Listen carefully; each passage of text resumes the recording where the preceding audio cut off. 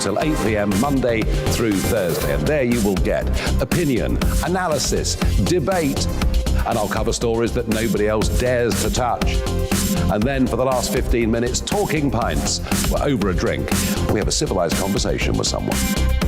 We very often disagree, but we do it in a grown-up way. Come and join me on Farage.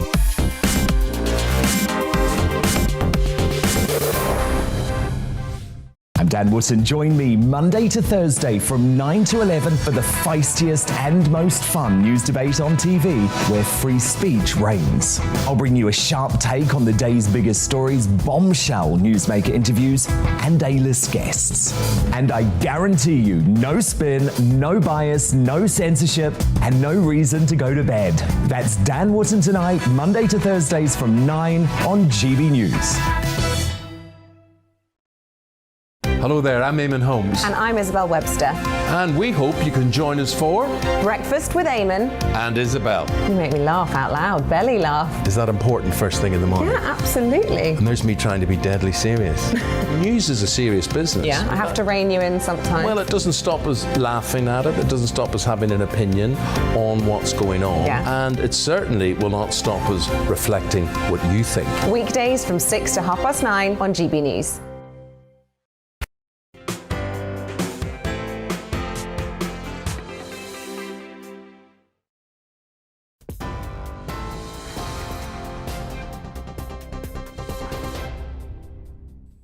Hi, I'm Ray Addison. This is your news just before 2 o'clock.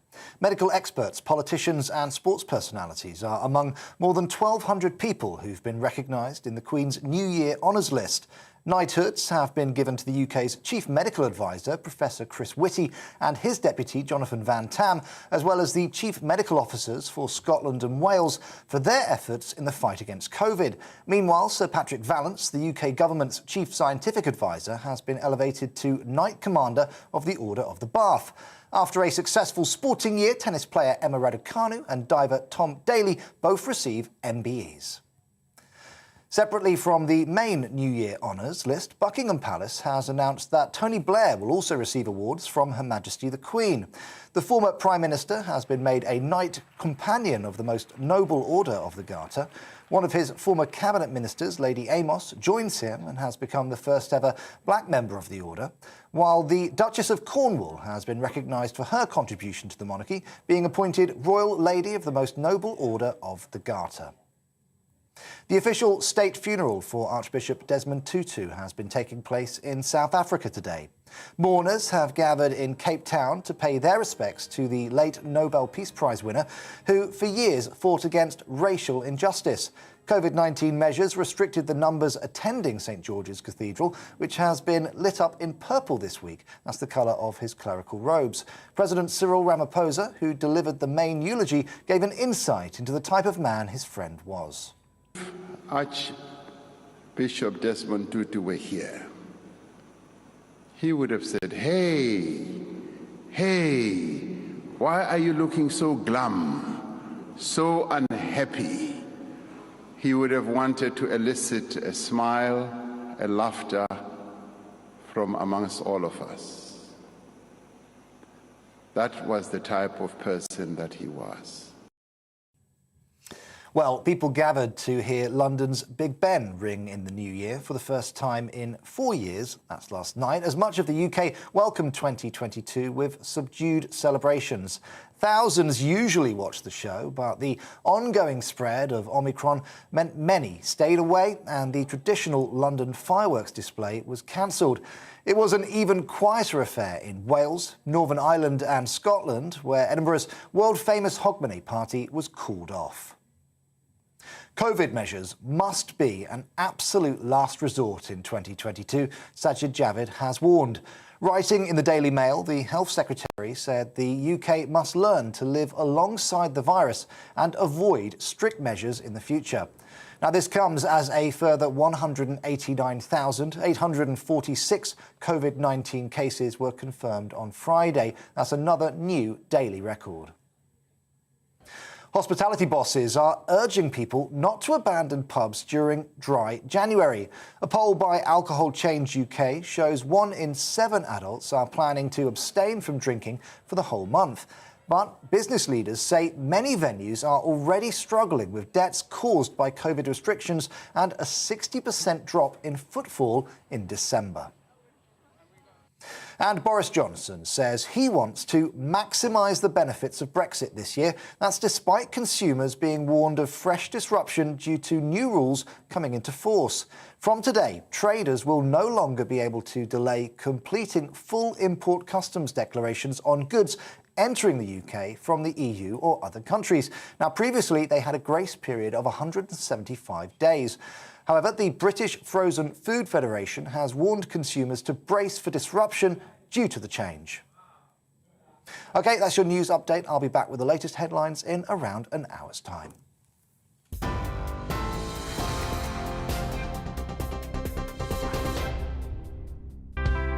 It's time to remind ourselves there's always another winter.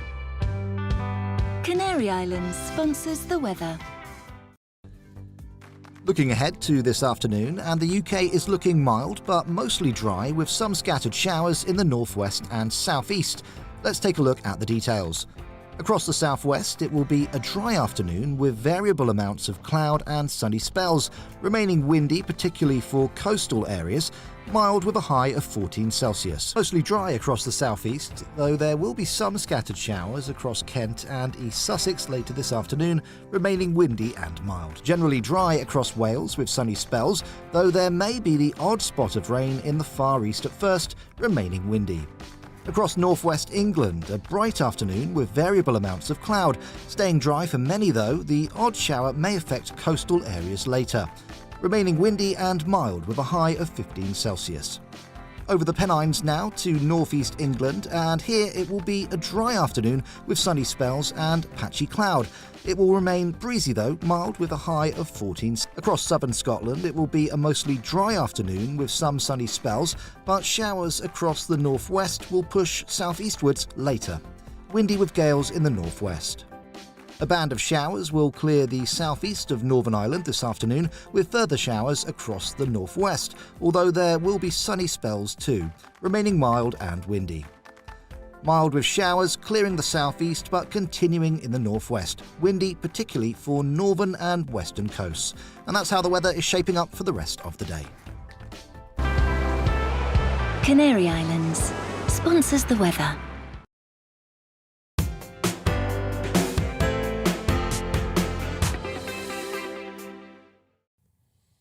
Hello and welcome to A Royal Year with me, Alastair Stewart. For the next hour, I'll be joined by a host of royal insiders and experts to look back on what's been a momentous year for the royal family.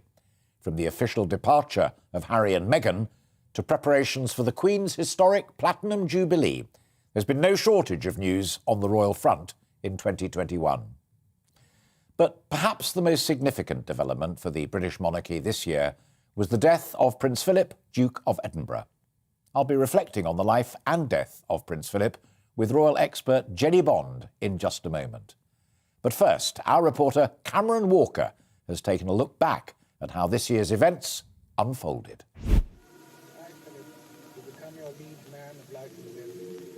On the 9th of April, the Duke of Edinburgh died peacefully in his sleep at Windsor Castle.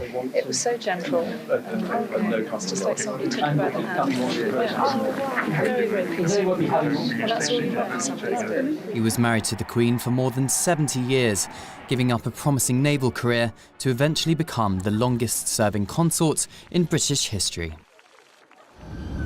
In January, the country was grappling with coronavirus restrictions. Prince Philip and the Queen stayed at Windsor during the lockdowns for their own safety, alongside a reduced household staff dubbed HMS Bubble. Feeling unwell, the Duke was driven to London's King Edward VII Hospital a month later, but he was moved by ambulance for specialist treatment on a pre-existing heart condition in early March. As he recovered in hospital, his eldest son, Prince Charles, made a 200-mile round trip from his Gloucestershire home to visit him. At the time, visitors were only allowed in exceptional circumstances because of the pandemic. Prince Philip was discharged after 28 days in hospital and reunited with the Queen. He was said to be in good spirits and thanks the public for their good wishes.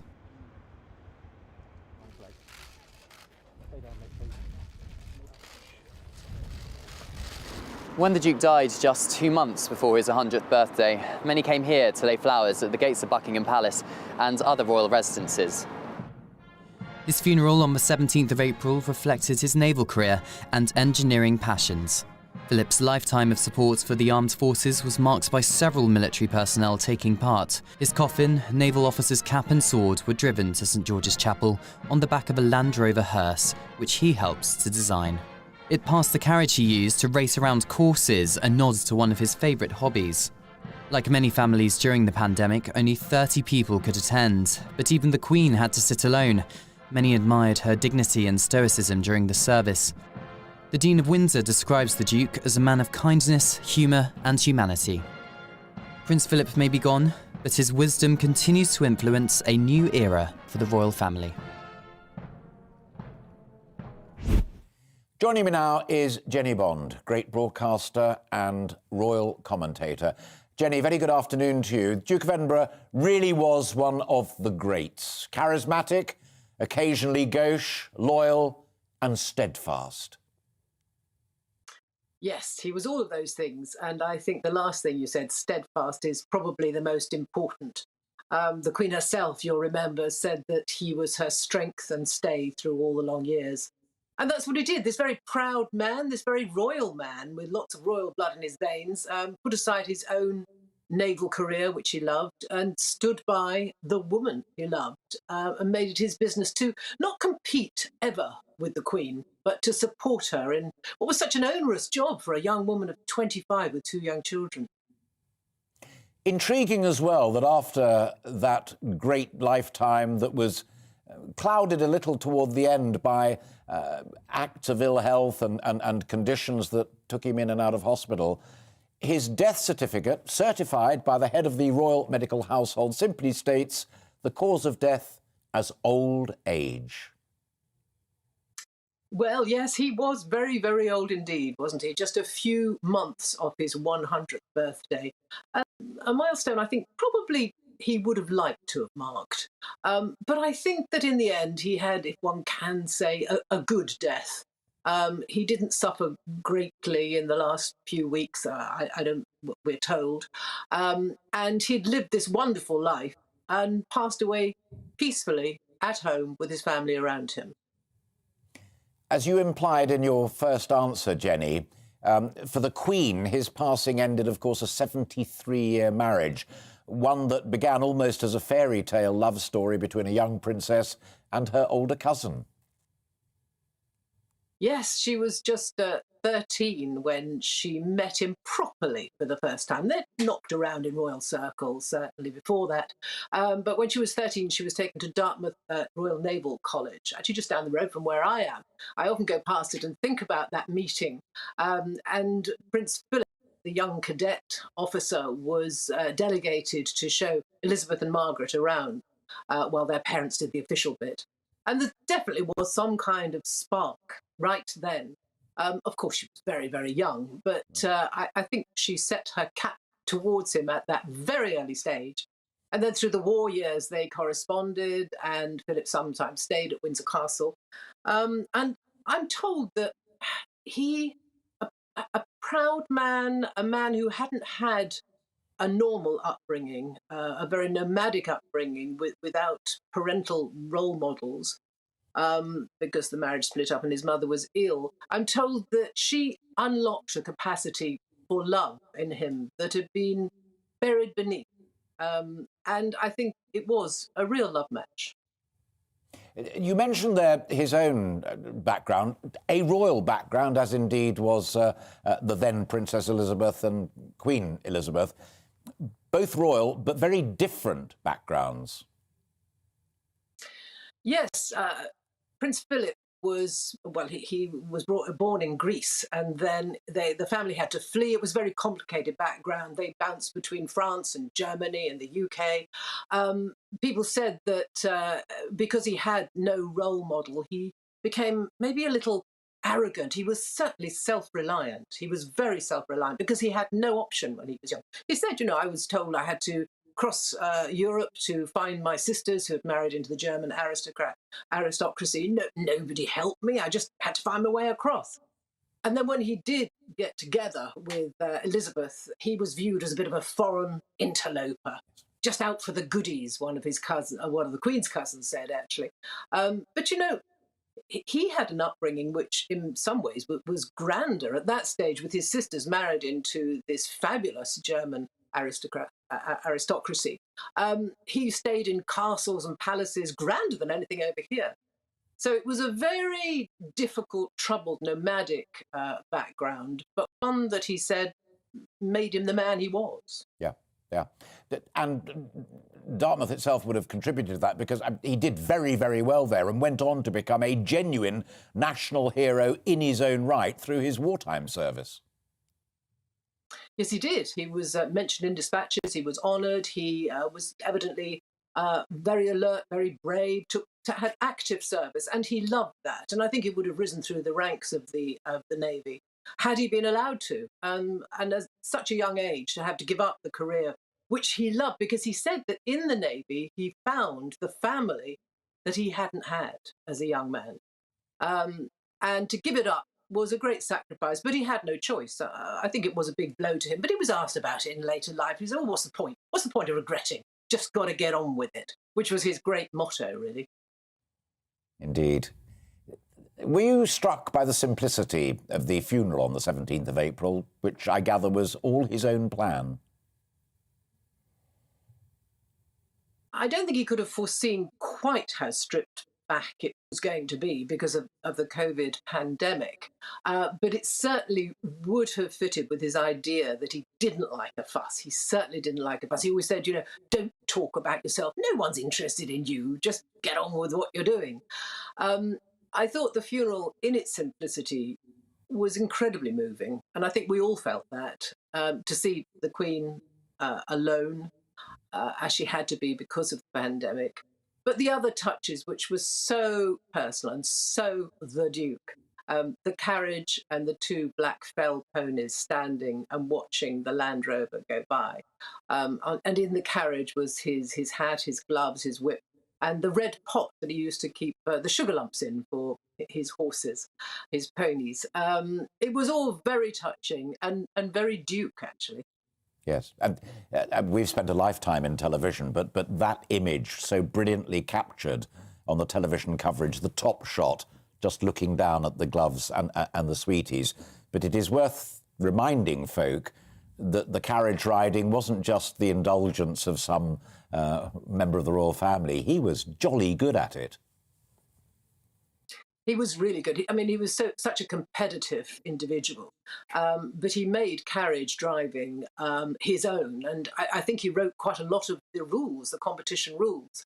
And I was speaking to one of his private secretaries. He said, oh, my goodness me, it's so exciting when the Duke's out carriage driving. One time we were standing, watching and waiting for him to come round a corner. And we heard this noise like a train. And all of a sudden, round came the four ponies, and there was the carriage on the side. No Duke there at all. He'd fallen out some yards back. But he got up and brushed himself down and got on again. He took a lot of risk. He did incredibly well. And it's very heartening, I think, that he's passed on that love of carriage driving to his granddaughter, Lady Louise, Prince Edward and Sophie's daughter. And she's inherited the carriage and the ponies and is to be seen about Windsor, riding them to this day. Yes. And always pointed out to folk who are lucky enough to go to the Royal Windsor Horse Show and see him at it in those days, and being told, if you're of a sensitive disposition, don't stand too close when he goes by because the language can be fruity. Yes, I'm sure it would. Did you get to see him? Yes, I did. One of my great joys in life is watching Her Majesty from a distance, and on my part, quite rightly, watching the show ponies. And she remains an absolute expert on rare breeds, but also watching him drive. I mean, just a sensational afternoon. Yes, and I'm sure the language would be quite fruity because he shot from the hip and he said what he thought. I mean, once he was talking to someone. A keeper of the Privy Purse, I think. And he said, look, you're just a silly little Whitehall twit. You don't trust me and I don't trust you. He wrote afterwards to apologise, but he did say it as it was. Yeah. You mentioned in a previous answer there Lady Louise, Sophie Wessex and Edward's daughter, inheriting not only the love of the sport, but actually his carriage and his gear, which was just such a lovely touch. But it's also a powerful reminder, isn't it, Jenny, that he had children, he had grandchildren, he had great-grandchildren. He was a towering figure. Was he the boss of the family, if not the head of state? Yes, I think it was a very wise move by the Queen in the early years of their marriage to realise that this proud man now had to play second fiddle to her, as she's the head of state. So she said, OK, you run the estates, you run Sandringham and Windsor and Balmoral, and there's a lot to do there. And at home, he very much was the head of the family, the man who wore the trousers, made family decisions. Told the Queen sometimes what he thought of her. You know, he was probably, I'm sure he was the only person who could be totally honest with the Queen and say, well, that was a bit daft, wasn't it? And I think she really valued that. Do you go along with the argument that is made that he had a testy relationship with his eldest son, Charles, not least because he was the heir apparent, that it could sometimes be pretty tough? Yes, there's no doubt that there was a lot of friction and unhappiness in the early years of Prince Charles's life. He's written about it, he's spoken about it. He felt, I think bullied is too strong a word, but he felt he wasn't living up to his father's expectations, which was for a bit of an action man, I think a tough young adolescent. And so he was sent to Gordonston in Scotland, the rugged outdoor activity school, the rough and tough of it all, the adventure place, which it just didn't suit Prince Charles. It suited Prince Philip to go there, but he expected his son to thrive in the same way that he did, and that simply wasn't Prince Charles's character. Prince Philip once said that I am a pragmatist, and Charles is a romantic. And sometimes a romantic thinks that a pragmatist is unfeeling. The implication was that he's not unfeeling. He was not unfeeling, but that was Charles's perception. I think in later years, though, they grew much closer. Charles, well, not only a grown man, but a pensioner, got along pretty well with his father. I think there was a mutual respect, particularly on matters like the environment. They didn't see eye to eye necessarily on organic gardening and genetic engineering, maybe not on things like that, but they did get along okay towards the end. Yeah. There was a rough patch as well with the Earl of Wessex over joining the Marines and not cutting it. But in later life, Edward became his absolute standby, his lieutenant, in the running of the vital Duke of Edinburgh's award scheme. So a bridge was built, there was an understanding, there was a mutual respect between the two of them in the later years.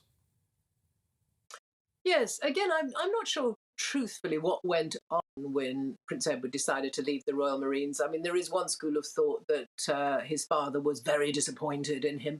And I've heard others say that actually he was really quite understanding, and he realised that Edward simply wasn't cut out for that kind of life, as Charles had not been cut out for Gordonston. But certainly the fact that Prince Philip handed over his cherished Duke of Edinburgh award scheme to Edward, who now runs it and has done for many years, actually, speaks volumes of what he thought of him. Yeah.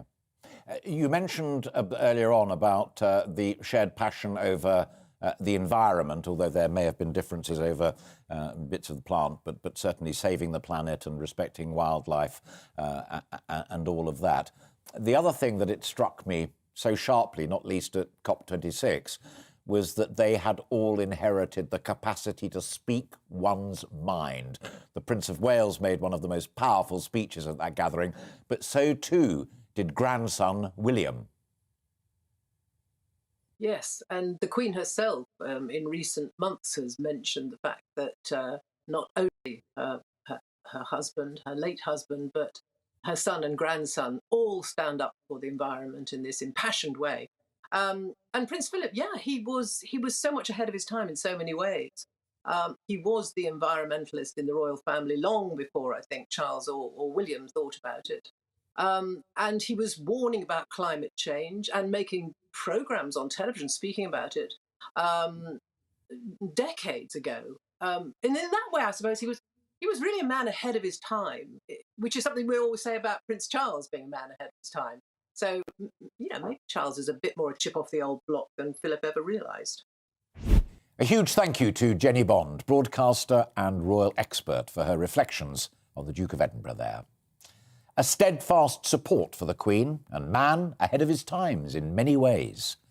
Now, this year might have been one of sorrow for the Queen, but next year is set to be one of celebration as Her Majesty marks 70 years of service with an historic Platinum Jubilee. After the break, we'll be looking ahead to the festivities and find out why royal experts believe the Queen handpicked Camilla to take a central role.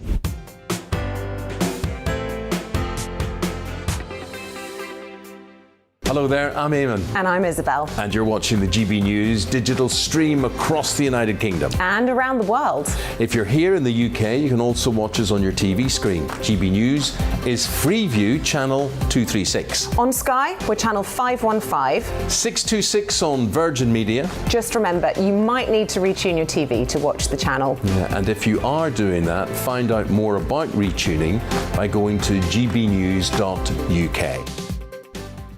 Join my show Farage, 7 p.m. till 8 p.m. Monday through Thursday. And there you will get opinion, analysis, debate, and I'll cover stories that nobody else dares to touch. And then for the last 15 minutes, talking pints. We're over a drink. We have a civilized conversation with someone. We very often disagree, but we do it in a grown-up way. Come and join me on Farage.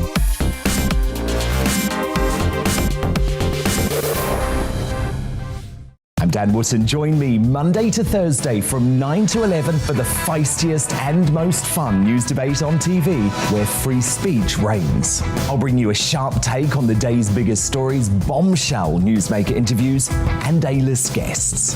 And I guarantee you, no spin, no bias, no censorship, and no reason to go to bed. That's Dan Wootton Tonight, Monday to Thursdays from 9 on GB News. Hello there, I'm Eamon Holmes. And I'm Isabel Webster. And we hope you can join us for Breakfast with Eamon. And Isabel. You make me laugh out loud, belly laugh. Is that important first thing in the morning? Yeah, absolutely. And there's me trying to be deadly serious. News is a serious business. Yeah, I have to rein you in sometimes. Well, it doesn't stop us laughing at it. It doesn't stop us having an opinion on what's going on. Yeah. And it certainly will not stop us reflecting what you think. Weekdays from 6 to 9:30 on GB News. My name is Andrew Doyle. Join me every Sunday evening at 7 p.m. for Free Speech Nation. This is a show where we address current affairs and news stories of the week with the help of two wonderful comedian panellists. I brought in comics because I want to give it a lighter edge, and also they work for less. See you there.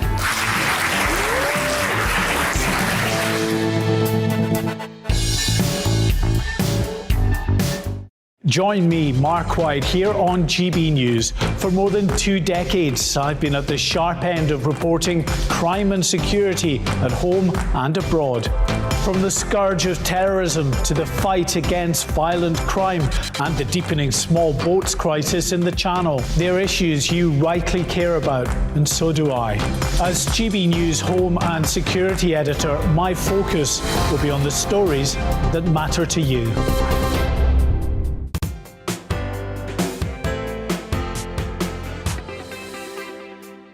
Welcome back to A Royal Year with me, Alastair Stewart.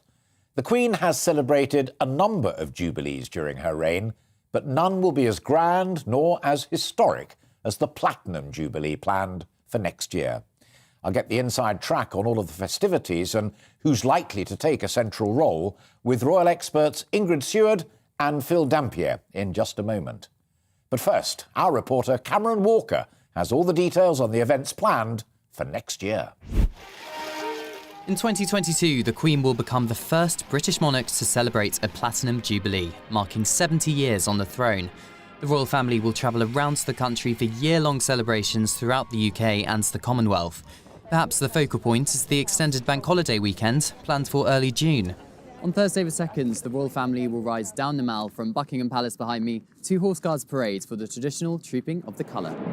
This will be followed by an RAF flypast, and for the first time, beacons will be lit in each capital city of the Commonwealth. On the Friday, a service of thanksgiving for the Queen's reign will be held at St Paul's Cathedral. On Saturday, the Queen will attend the Derby at Epsom Downs, and Brits from all over the country have the chance of being invited to Buckingham Palace for a special live concert with some of the world's biggest entertainment stars. Details of a ticket ballot is expected in the new year. On the Sunday, thousands of people from across Britain and the Commonwealth will take part in a pageant combining arts, theatre and costume to celebrate Her Majesty's reign. The British public can feast in a Jubilee lunch, bringing communities closer together. I declare before you all that my whole life, whether it be long or short, shall be devoted to your service. When the then Princess Elizabeth made that promise to her people in 1947, she was 21 years old. In her Platinum Jubilee year, the Queen will turn 96, a year of celebrations fit for a lifetime of service. Joining me now is Ingrid Stewart, Editor-in-Chief of Majesty magazine and author of royal biographies, including Prince Philip Revealed. Ingrid, terrific to see you. Just saying the word platinum sends a shiver up my spine. What impact does it have on you as you contemplate a Platinum Jubilee? Well, it's something that one has never thought about before. And on February the 6th next year, which is the day that King George VI died, the Queen will have been on the throne for 70 years, which makes it her Platinum Jubilee. I'm sure that she sort of feels, goodness me, have I really been around that long? That's how she would look at it. And on that day, she always spends it, well, we say in quiet contemplation, but we don't really know what she does. But she does always spend it at Sandringham, presuming there's no COVID or restrictions and she's well enough. She always spends it at Sandringham, which is where her father died on that day. So it's really, I would think that the Queen is probably feeling, quite moved by the whole thing. She's deeply religious, and I think she would say, well, I've got to thank God that I'm still fit and able to get on with life. Presuming that she is, of course. We always have to say that now because, since her recent sort of illness, we don't quite know. But presuming she's well enough, she will be saying, thank you, God, for just keeping me going. I know that you've seen the plans and you've thought about it, probably even been consulted upon it. How will this compare to previous Jubilees? Because, of course, she's had a few. Well, actually, I think people are slightly confused about what is going to happen with this Jubilee because there's lots of plans in motion, but nothing absolutely finalised to be delivered to the public. So basically, the Jubilee starts on the weekend of the Windsor Horse Show, which is the, let me just look, sorry, yes, I beg your pardon. The weekend starts on the 12th to the 15th of May, which is the Windsor Horse Show, one of the favourite few days of the year for the Queen. It's in the grounds of Windsor Castle, and we see all those wonderful pictures of her, walking around, looking at the horses in her headscarf, and, you get some great photographs out of it. But this year, it's going to be the sort of start of the Jubilee, and they're having a pageant, because I think that's the best way of describing it, in the arena every night of the show, culminating on the Sunday night when there'll be a huge pageant for Her Majesty. Again, showing all her favourite animals, her horses, probably some of her children and grandchildren in the arena riding. Won't be the same as last time, because the theme this time is from Elizabeth I to Elizabeth II. And Stephen Fry quoted it as a gallop through history. So I think it will be very, very theatrical. And it's also the 75th anniversary of the independence of India. So there's going to be a Bollywood theme to it. So if you like pageants and you like horses, this is very, very much for you. But it is for the Queen. It is for her, and she loves all that sort of thing. So, other people are going to be able to enjoy it as well. So I think that's the kickoff, and that's in May. Then in June we have the actual celebration, which starts with Trooping the Colour. And it will be, the whole family on the balcony. We don't know about Harry and Meghan, but there'll be the whole royal family will be there. And then that starts it all off. And then there will be a huge celebration at Epsom on Derby Day, followed by a concert at Buckingham Palace in the evening. And previous to that, there'll be the service of Thanksgiving.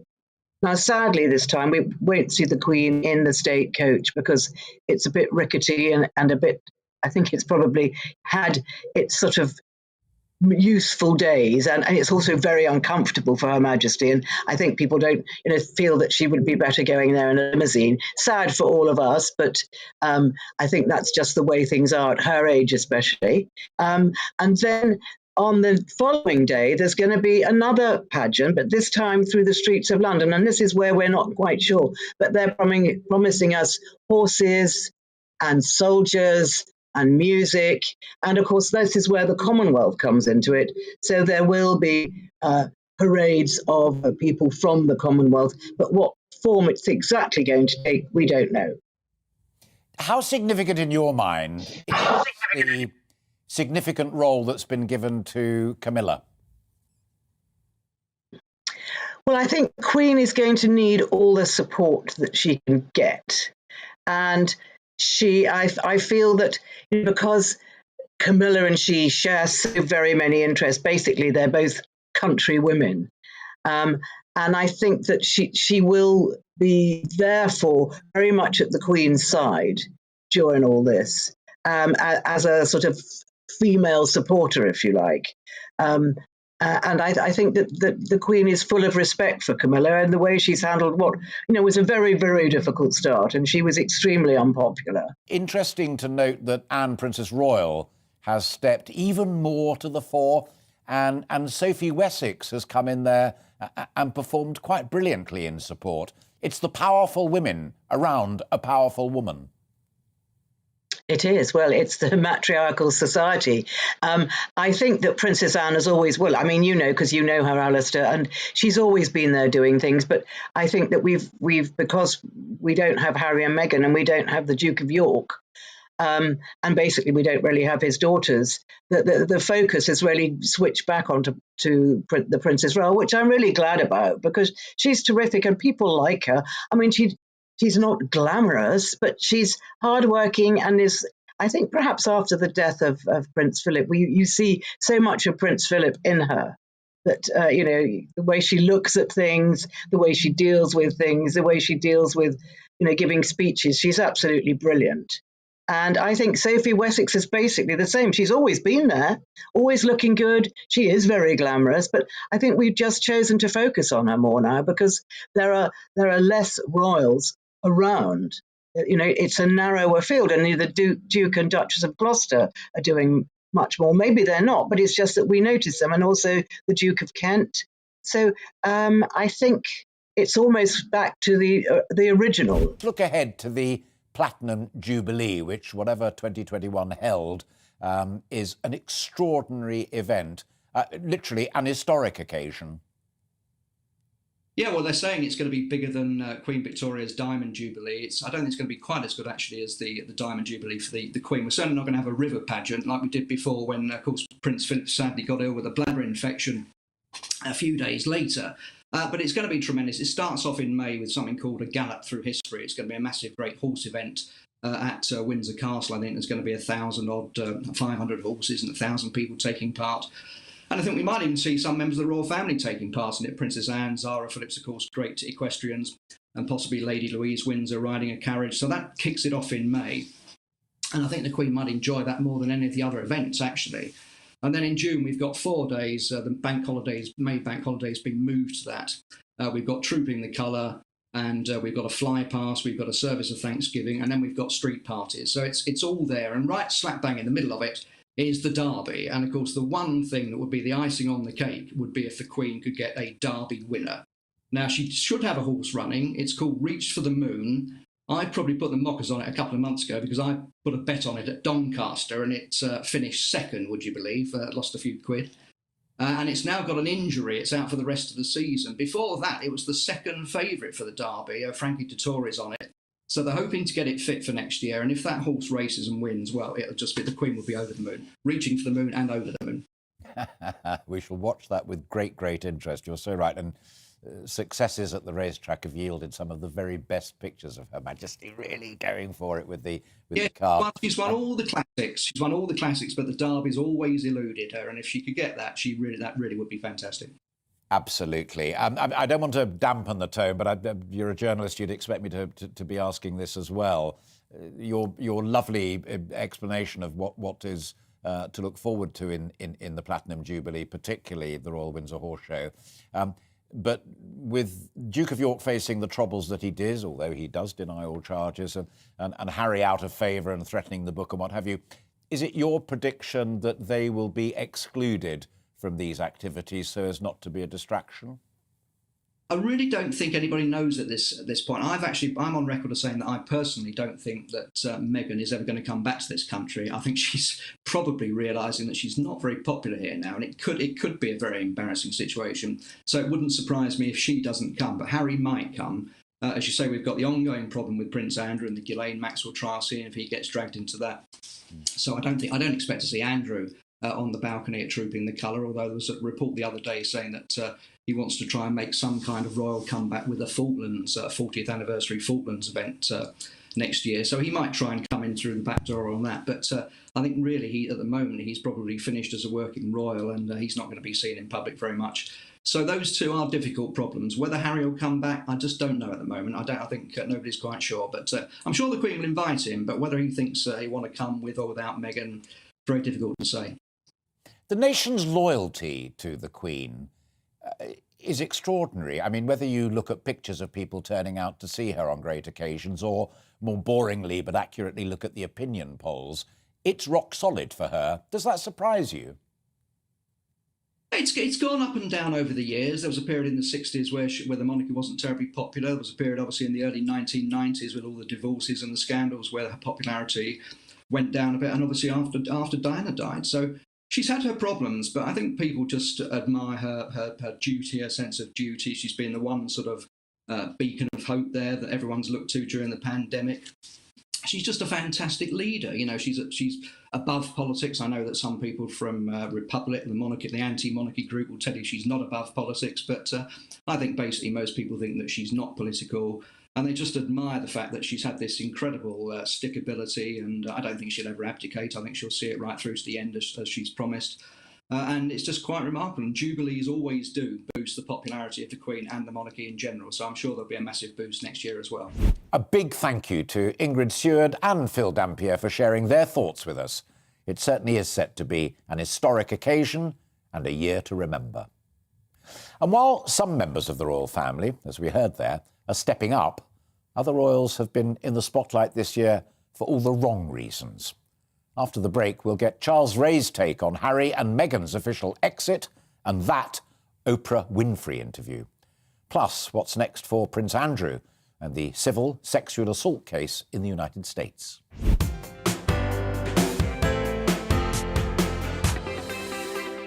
Hello there, I'm Eamon. And I'm Isabel. And you're watching the GB News digital stream across the United Kingdom. And around the world. If you're here in the UK, you can also watch us on your TV screen. GB News is Freeview channel 236. On Sky, we're channel 515. 626 on Virgin Media. Just remember, you might need to retune your TV to watch the channel. Yeah, and if you are doing that, find out more about retuning by going to gbnews.uk.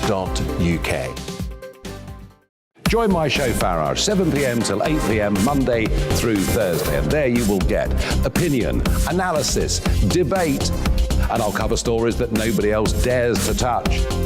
And then for the last 15 minutes, talking pints. We're over a drink. We have a civilized conversation with someone.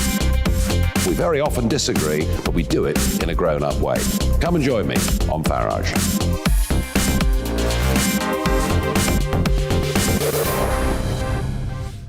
Dan Wootton. Join me Monday to Thursday from 9 to 11 for the feistiest and most fun news debate on TV, where free speech reigns. I'll bring you a sharp take on the day's biggest stories, bombshell newsmaker interviews, and A-list guests. And I guarantee you, no spin, no bias, no censorship, and no reason to go to bed. That's Dan Wootton tonight, Monday to Thursdays from 9 on GB News. Hello there, I'm Eamon Holmes. And I'm Isabel Webster. And we hope you can join us for Breakfast with Eamon and Isabel. You make me laugh out loud, belly laugh. Is that important first thing in the morning? Yeah, absolutely. And there's me trying to be deadly serious.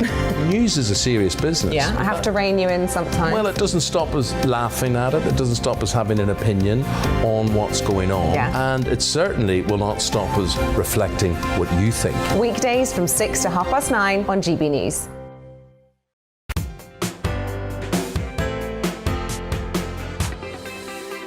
Welcome back to A Royal Year with me, Alastair Stewart.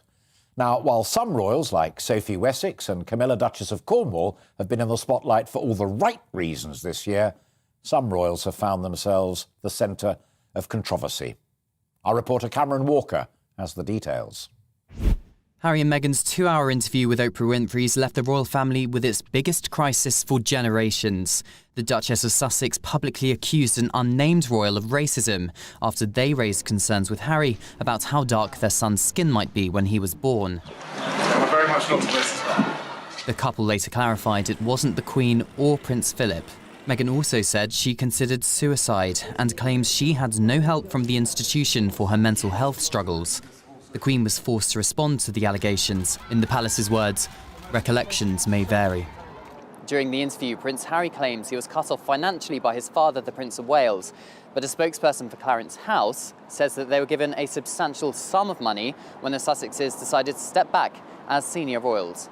But in March, the Times newspaper reported Meghan allegedly drove out 2 assistants and humiliated staff, which she denies. Buckingham Palace has launched an investigation.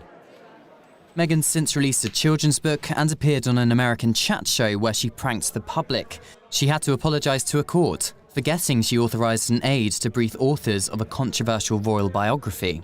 Many also criticised the Duchess for lobbying American politicians for paid parental leave. Prince Harry also helped launch a report to tackle fake news. There's only one of us telling the truth, and I know that's me. Meanwhile, the Queen's son, Prince Andrew, is facing a civil sexual assault case in the United States over claims by Virginia Giuffre that he had sex with her when she was 17 years old. For weeks, Prince Andrew appears to avoid being served legal papers, retreating to his mother's private Balmoral estate. Lawyers representing him have since said the prince never sexually abused or assaulted Miss Giuffre and claim she is seeking another payday at Andrew's expense. The Duke of York denies all the allegations made against him. The trial will likely take place late next year. I'm delighted to be joined now to discuss that by the former royal correspondent, court correspondent of the Sun newspaper, Charles Ray. Charles, the most difficult year for the Queen since the death of Diana? Yes, I would say it is the most difficult year since then. You know, in 1992, she described that as her annus horribilis. Well, this is annus horribilis 2. I mean, well, with everything that's happened, you know, the death of the Duke, the fact that Harry and Meghan are now living in Montecito, the fact that the Duke of York is in legal turmoil. It's not been a great year, plus the fact the Queen at 95 is starting to feel the aches and pains of old age. Let's start with Meghan and Harry, and we'll come to Andrew, Duke of York, in just a moment.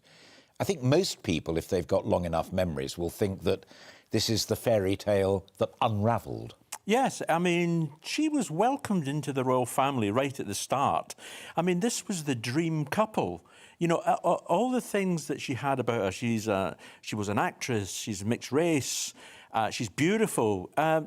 Coming into the royal family, an American. Let's not forget, we haven't had an American in the royal family that's survived that much, to be perfectly honest. So we were really hopeful. I mean, when you saw the couple out on jobs, out on royal duties, the crowds, it was back to the Diana days. They were 10, 15 deep. They loved it. They loved the couple. And then all of a sudden, it was up sticks and gone. Some have said it was a mixture, not least by her, but perhaps by Harry as well, of misjudgments and ultimately disloyalty? I think that's probably fair, but I also think that I never subscribed to this before, but the more and more I think about it, I think it's probably a key factor that Meghan wanted to be more than just a member of the royal family. You see, you've got to remember that if you are in the royal family, there is a pecking order. There is the Queen, there is the Prince of Wales, and then there's the Duke of Cambridge, and then there is the Duke of Sussex and their various wives. And so when things are happening for one of them, you don't upset the apple cart by announcing or doing something that's going to take away the value of what they're doing. I don't think Meghan could take that and be number 4 in the pecking order. It's a very strange attitude because she was very much loved. You know, I know they keep on saying about how there was racial accusations about various members of the royal family, and there's no doubt that the Twitter social media was giving them a real hard time. But we all get a hard time on Twitter. You know, you just got to ignore it, to be perfectly honest. You can't live You by either it. ignore it or you really Shut it go off. for it. And in their case, it was the Oprah Winfrey interview in March. Yes. Where things that you've referred to, briefings against and accusations of racism, what have you, I mean, in my experience, arguably the most explosive interview. I mean, even bearing in mind Bashir and Diana, Sure. I agree. This was just extraordinary. It was, and the thing was as well, this was Meghan's truth, not the real truth. This was Meghan's version of what went on. And if you remember, she actually, I mean, I nearly fell off the chair when she said that they'd been married 3 days before the official wedding. And you just think, well, hang on a second, you can't do that in this country. And they didn't get married. They had a rehearsal, like most couples have a rehearsal. And all sorts of other things as well. The allegation that someone questioned what Archie would look like because of her mixed race. I just felt that, why are you doing this? You can't say that sort of thing, because what was probably said, I mean, I don't know, but what was probably said was, I wonder what he's going to look like. But you say that about most babies. Is he going to look like dad? Is he going to look like mum? Is he going to look like granddad? It's incredible what she turned down. And what was even worse was that they then left a royal Cluedo game as to who is the racist. And then they got Oprah Winfrey to brief the following day that it wasn't the Queen and it wasn't Prince Philip. So you're then left with Charles, William, Camilla, Catherine as the senior royals, and that's a terrible indictment. Let's move on to Uncle Andrew, as it were, the Duke of York, and a year of further sex allegations against him, which, as we've often discussed on the programme, he, of course, absolutely denies. But surely this is the worst trouble that an individual member of the royal family has potentially been in. In my lifetime, I've never seen a member of the royal family this deep in the doo-doo as Andrew has become, for a number of reasons. I mean, as you quite rightly say, he denies all the allegations. He has no recollection of this woman, yet there is a picture that exists of him with his arm around her, and he actually sent his attack dogs, his legal team, in to have a go at the victim. As well, which is, you know, pretty nasty. The court case is going to be next year, and I firmly believe that no matter what happens, that Andrew will not come out of this at all well. Even if the court clears him of these allegations, that the stench on Andrew will remain forever. He cannot escape, and I do not believe that we will ever see Prince Andrew in a position again of representing the royal family. It's intriguing to reflect as well that the Newsnight interview with Emily Maitlis is 2 years ago now, and you've just said the court case will be heard next year. 3 years on, despite the fact that the Duke of York said to Emily Maitlis, it didn't happen. I can absolutely categorically tell you it never happened. I have no recollection of ever meeting this lady, none whatsoever. He may well be telling the truth. That's why we're going to have the court case. And I look forward to hearing what the allegations are and what evidence there is that Prince Andrew actually knew this girl, if there is evidence. And whatever happens, it's going to do him irreparable damage. and the royal family, that none of them are going to come out of it at all well. You know, they'll get smeared with a little bit of what happens. As I said, even if Andrew is clear, we have to remember he is innocent until proven otherwise. Quite right. A massive thank you to Charles Ray, former royal correspondent at The Sun. Now, it's certainly been a turbulent year for the royal family, but what was your most memorable moment? GB News reporter Cameron Walker found out. Meghan and Harry, it's mainly bad. Why Meghan and Harry? Oh, just everything surrounding them, innit? It's like the bad press, bad publicity, all of it. It's just poor. Because I think they've disgraced the royal family, and further away they are, the better. Meghan coming out and telling us what she went through in the family.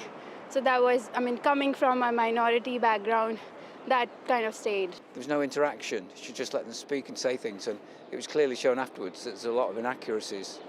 The death of Prince Philip. Yes, quite a figure. Sad to lose him, but he had a good age. I think she's coping so far pretty well, but it must be hard for her, you know, when you lose a partner for 73 years. I suppose the good things is the births they've had in the family. It's got to keep the Queen happy, I'm sure, having some new grandchildren. Some interesting comments from you there. Well, finally, what better way to round off this programme than with a look ahead to what the future might hold for the royal family? What does the future of the royal family look like to you?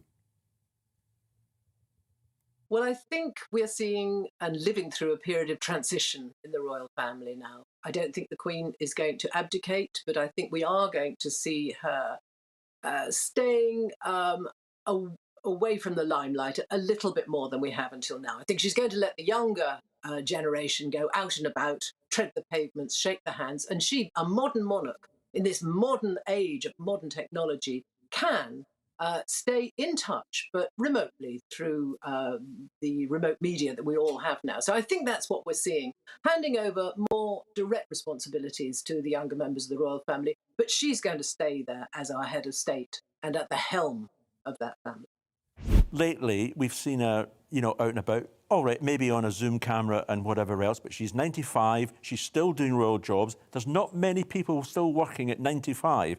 And it's great to see other members of the royal family, like the Prince Charles and Camilla, William and Catherine, as well as Edward and Sophie, stepping up to the plate and helping her out. It's really great to see that, and I think they'll be doing a lot more of that in 2022.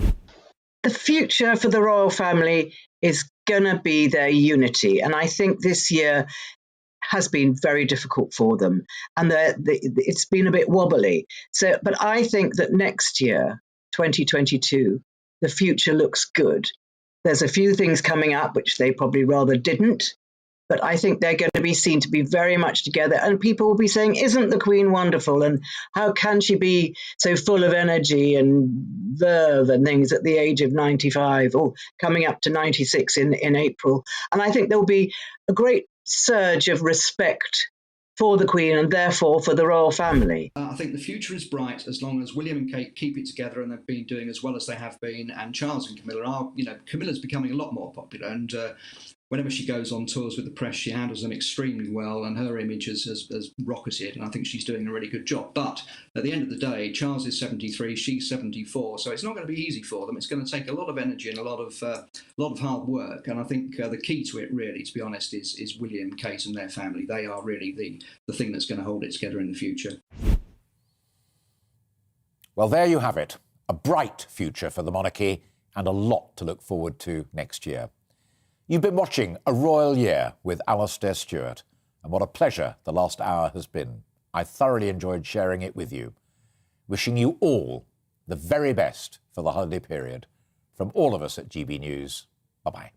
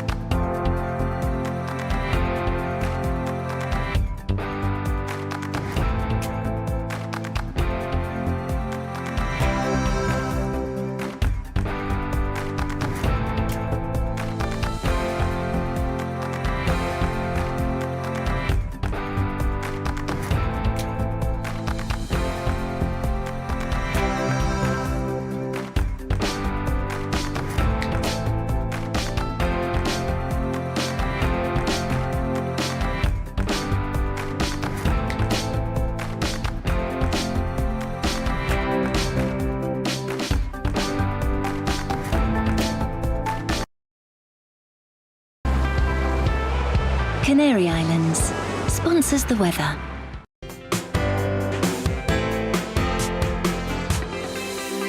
Hello there, I'm Eamon. And I'm Isabel. And you're watching the GB News digital stream across the United Kingdom. And around the world. If you're here in the UK, you can also watch us on your TV screen. GB News is Freeview channel 236. On Sky, we're channel 515. 626 on Virgin Media. Just remember, you might need to retune your TV to watch the channel. Yeah, and if you are doing that, find out more about retuning by going to gbnews.uk. Join my show Farage, 7 p.m. till 8 p.m. Monday through Thursday. And there you will get opinion, analysis, debate, and I'll cover stories that nobody else dares to touch. And then for the last 15 minutes, talking pints. We're over a drink. We have a civilized conversation with someone. We very often disagree, but we do it in a grown-up way. Come and